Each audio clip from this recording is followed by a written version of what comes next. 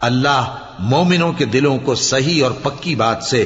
دنیا کی زندگی میں بھی مضبوط رکھتا ہے اور آخرت میں بھی رکھے گا، اور اللہ بے انصافوں کو گمراہ کر دیتا ہے، اور اللہ جو چاہتا ہے کرتا ہے۔ کیا تم نے ان لوگوں کو نہیں دیکھا جنہوں نے اللہ کے احسان کو ناشکری سے بدل دیا اور اپنی قوم کو تباہی کے گھر میں لا اتارا،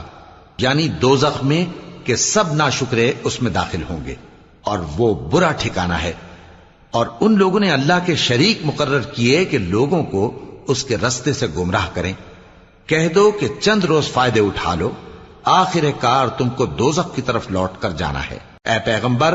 میرے مومن بندوں سے کہہ دو کہ نماز پڑھا کریں، اور اس دن کے آنے سے پیشتر